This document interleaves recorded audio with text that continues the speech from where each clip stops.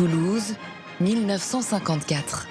Sous les yeux ébahis de près de 20 000 spectateurs, deux funambules se disent oui pour la vie à plus de 15 mètres de hauteur. Un mariage de barjots, immortalisé par un homme encore plus fou. Posté sur les épaules du père de la mariée, le photographe Jean Dieuze réalise un cliché mythique.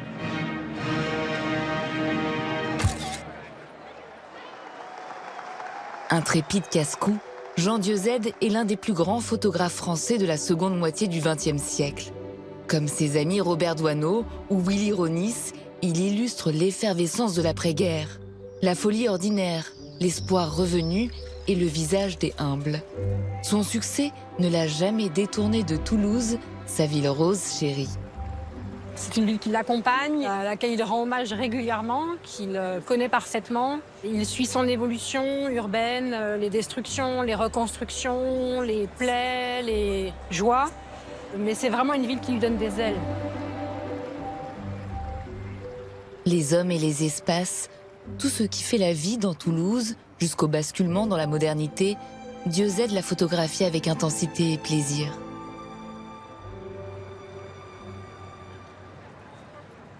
Le lien organique entre Jean Dieuze et Toulouse s'opère par le cœur, la place du Capitole, épicentre de la ville. Le 19 août 1944, à 3 h du matin, les forces allemandes reçoivent l'ordre de se retirer de Toulouse, bientôt bastion de la résistance. Âgé de 23 ans, Jean Dieuze est alors photographe amateur pour les chantiers de la jeunesse. Il décide spontanément d'arpenter le centre de Toulouse dans cette journée chaotique et périlleuse, armé de son appareil photo. Dieuze est là vraiment comme un témoin, mais il est aussi, on sent qu'il a vraiment ce regard photographique et on sent déjà qu'il a cette âme de photo-reporter, de journaliste, de ramener une information et surtout quelque chose qui sera le seul à avoir, qui va apporter en plus la photo que les autres n'auront pas.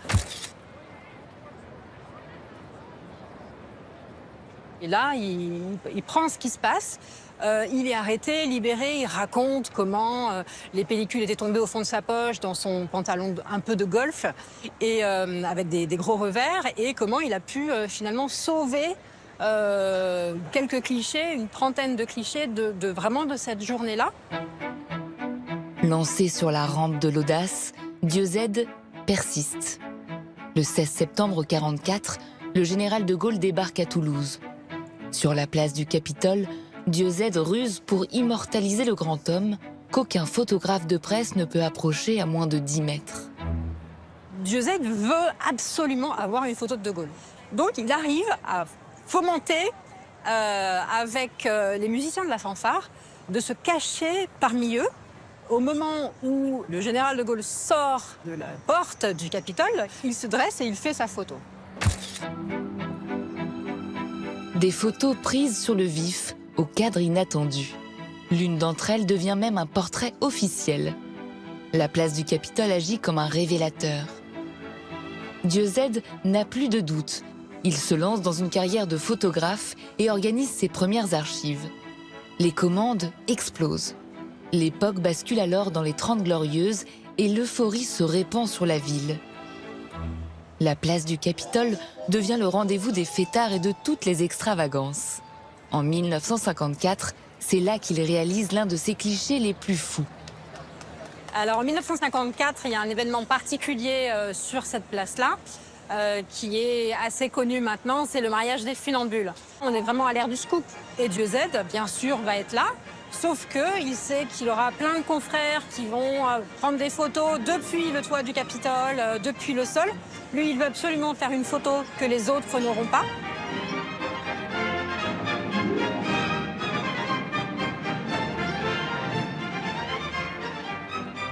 Et il fait sa photo qui paraîtra dans Life, qui va faire de lui un casse-cou très connu.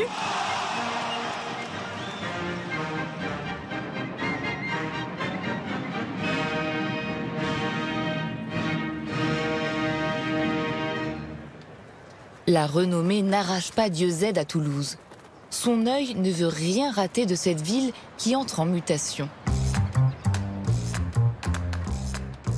Si elle était encore une capitale provinciale, un gros village jusqu'au milieu du XXe siècle, Toulouse se transforme en métropole.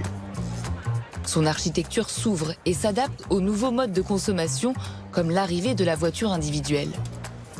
On rase les marchés métalliques pour laisser place à des structures bétonnées, comme le marché Victor Hugo au cœur du centre-ville, qui est aussi un parking. On fait rentrer Toulouse dans la modernité et ce bâtiment est emblématique de cela. Ça va être le premier parking payant de la ville. Il y a quand même des éléments saillants, il y a des éléments très graphiques, on va dire. Donc il y a une double hélice qui permet de rentrer et de sortir en voiture dans le parking. Et puis vous avez en façade des redans. Alors c'est intéressant parce que ces redans sont en fait la traduction architecturale des places de voitures en épi. L'édifice n'est pas du goût de tout le monde, mais fascine le photographe. À la recherche de points de vue insolites, il veut mettre en valeur les fantaisies géométriques du bâtiment. À Toulouse, tout est en briques. Et donc là, on a un bâtiment blanc. Donc forcément, il y a quand même des effets de lumière qui sont très intéressants visuellement. Ce qu'il a saisi vraiment dans ce cliché, c'est justement cette façade où alterne à la fois des redans et un étage qui est plutôt plat. Et donc ça fait un grand aplat blanc d'un côté. Et effectivement, de l'autre, il y a le dessous du redan, donc qui est complètement noir, sombre. Et c'est cette alternance entre l'ombre et la lumière qui fait cet effet vraiment intéressant. Et puis il y a le côté de la répétition des redans. Donc voilà, ça c'est vraiment quelque chose qui a dû le fasciner. Les clichés de ce géant de béton incitent Dieu Z à s'intéresser de plus en plus aux matières de construction. Pour ses commandes de photographie industrielle, il excelle à découper les ensembles de béton et d'acier.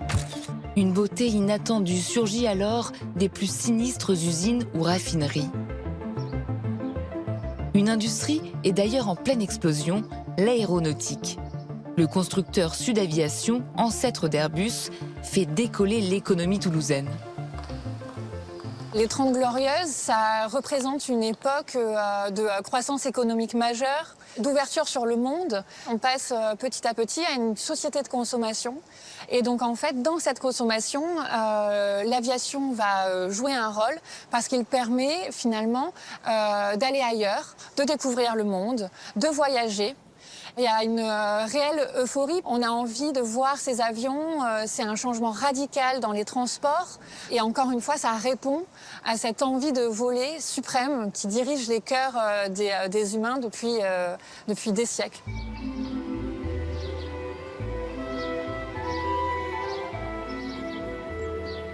Dieu Z, dont le rêve d'enfant était de devenir pilote, immortalise ses tours de force d'ingénierie.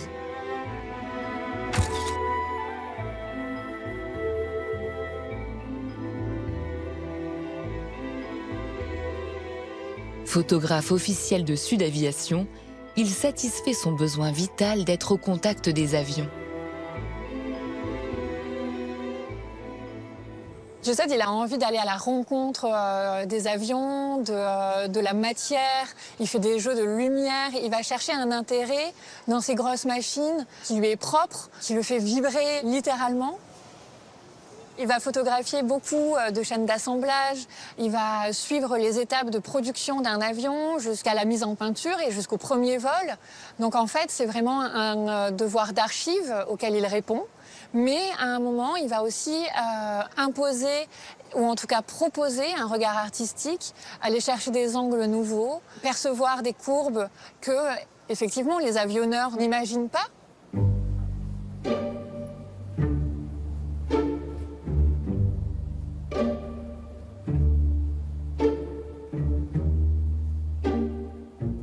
Dieu Z transcende à cette occasion la star de l'époque, l'avion Concorde, symbole par excellence d'un nouveau monde exalté.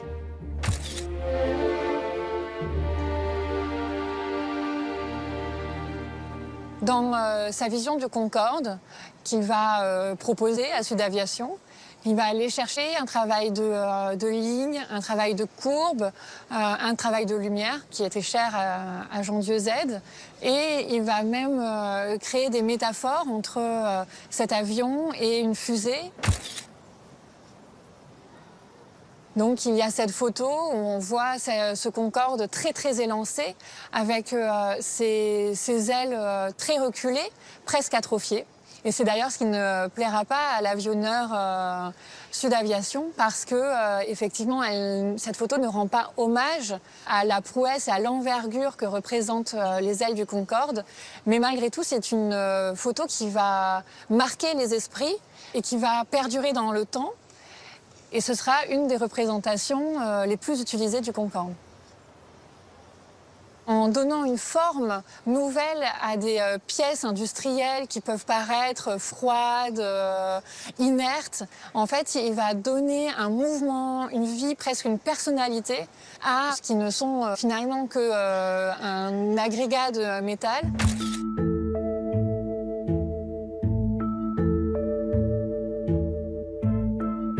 Ces photos sont vivantes. Appelle-t-on cela de l'art ? À la fin des années 60, après 25 années de carrière et des milliers de tirages, Dieuze et ses amis photographes se sentent toujours pris de haut par les pontes de la culture parisienne. La photographie n'a pas encore le prestige de la peinture ou de la sculpture. Alors Dieuze part en croisade pour défendre sa pratique et faire reconnaître la photographie d'auteur. Dans les années 70, il cofonde les Rencontres internationales de la photo d'Arles et crée à Toulouse la galerie du Château d'Eau.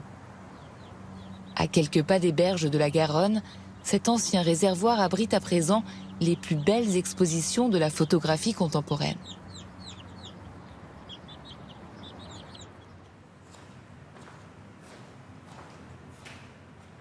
Jean Dieuze, avec le Château d'Eau, son souhait, c'est d'installer la photographie dans un lieu artistique, comme dans un musée, on va dire, puisqu'au départ, d'ailleurs, il voulait faire un musée de la photographie. Donc, permettre aux artistes, aux auteurs, d'être exposés dans des conditions normales d'exposition, on va dire, donc avec des photographies encadrées, correctement éclairées, avec les moyens qu'il avait, mais voilà. Et d'être rémunéré en tant qu'artiste, donc avec des droits d'auteur. Ça, vraiment, c'est quelque chose auquel il tient. Au Château d'Eau, Dieuze défend ce qu'il a pratiqué toute sa vie obstinément, passionnément.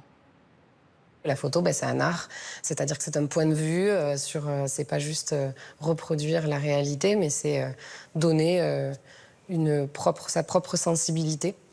Et c'est ce qu'il va faire tout au long de sa vie au Château d'Eau.